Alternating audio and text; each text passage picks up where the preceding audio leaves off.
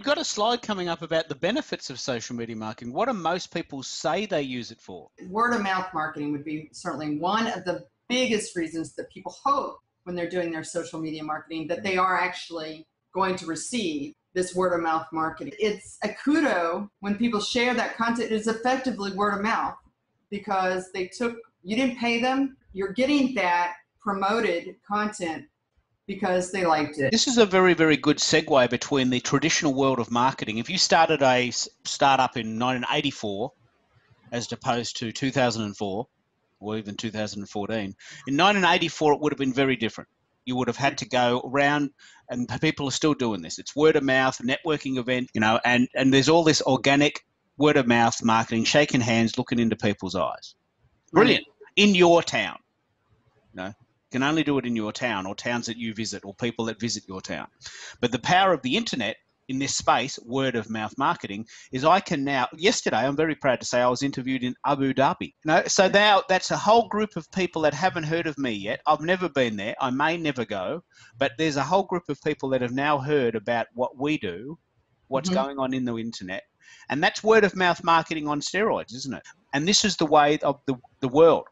Right. So if you can combine the idea of the traditional media marketing, having a solid, robust home base, and then add your social networks to add a little bit of juice, you've got a really robust strategy. But you've got to do it as a strategy in sequence, haven't you? As a strategy, you really need to be thinking that it's always cross-promotion. Why are you actually doing it at all? You're sending them back to your home base.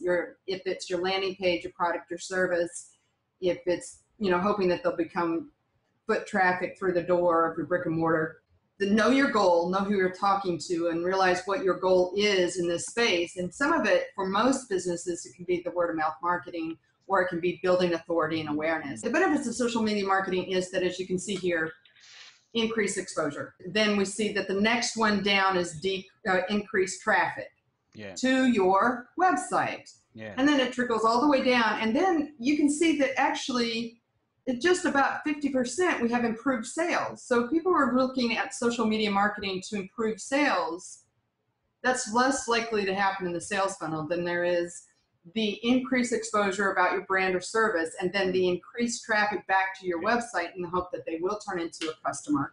This is actually a very, very good graph, because I think people absolutely need to understand that social media marketing is not an absolute guaranteed from day one sales generator. It's a buzz builder. It's an increased exposure barometer. It's a way of building loyal fans, increasing traffic. But it's the idea of creating sales from a social media campaign is unlikely to happen, I believe, to happen in the short term. No, I think that is a misnomer. I think that that's one of the reasons that so many businesses go and start a business fan page, because they hear those stories. For instance, I use the example, you could be an AC repair business or a women's boutique. Clothing boutique. Facebook as a platform for women's clothing boutique is an ideal place to market one's business, because first of all, people are going to go like that are probably because they shop at your store. They want to know when you're going to have your clearance sales, your discounts, the new arrivals, those type of things. Those are easy announcements that do serve a purpose for that niche and that target market who went to fan that page. But AC repair, that's a service, and it's not one that many people need over and over and over again, even year to year. Why do you have your Facebook page? Is it possibly that you want to generate authority or credibility in the space as being #1 AC repair in your local area? That's a very good example. What would you recommend in difference? Maybe a Google Plus page, maybe YouTube videos, a blog. What would you recommend? I do think that the blog ideally would be really excellent in this space for an AC repair, because this is one of those unsexy industries for most people. But imagine if you were able to give tip of the day, how to conserve your energy, because it's of no concern, it's not cutting into their business that they help you figure out how to save on your electric bill by giving out tips, which would be of interest to people who are fanning your page, and that tip comes up on their wall. But this is engaging, it's content, it's easy to write the story around. But you'd have to be really creative, and you'd have to want to become the authority. Yeah. It's a very good example of how a company, if there's a couple of competing AC repair people in the town, and one person has a website with a blog and one person doesn't, guess what's going to show up in Google when people Google AC repairs? Here's the guy that does a weekly report on how to change your filters and save electricity, and he has these kooky YouTube videos of his repairmen going out to help people. That's exactly what we talk about with content marketing, isn't it? And that is the key, and why blogging is so important when we think about a true social media marketing strategy. It is the core. And it's fantastic for SEO, isn't it? Just fantastic. Absolutely. It's fabulous because Google wants to feed the beast, which is search, and then it wants to link those pages back to a website. And that's exactly what a blog does. It helps to create links, more links in the browser back to the website, helps its credibility in the SERP, which is the search engine rank page. This is a fantastic book, this book Contagious. It talks about why people share. You often refer to this book. Tell me a little bit about it and what you mean by this little stat here. When we were saying the importance of word of mouth, but when we really take a step back and understand where this word of mouth is actually happening, we realize only 7% of word of mouth is actually being done online, and that's overall. That's using any other network, not just Facebook, and putting that information together to realize that 7% of all word of mouth is actually being done online. Most of this, 93% of word of mouth, and research by Jonah Berger in the book Contagious, talks about people sharing it one-on-one in groups with friends, colleagues, around basically the water cooler effect. So that puts in perspective when you think about, well, I'm going to do a social marketing campaign, or I'm going to create this content. I need to think of the fact that it's going to take time to affect change and to have any influence in the space, because really it still comes down to people sharing offline, but they will share a product or service if they like it. Jonah Berger, why I refer to this, gives excellent research about how things go viral.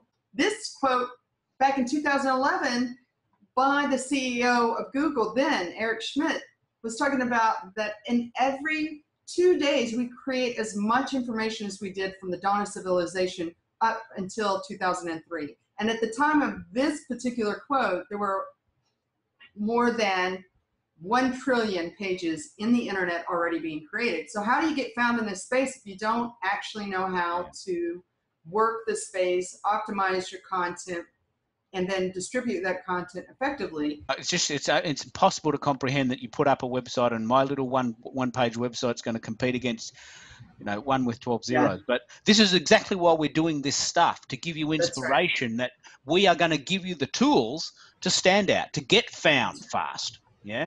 We're geared and we're all moving towards images. People want to see and share information via the image more than they do the text. Yeah. A picture tells 1,000 words, doesn't it? I mean, never has a truer word been spoken.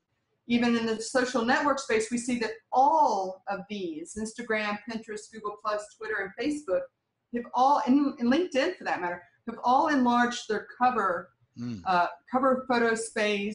Photos are like the #1 circulated item in any social network.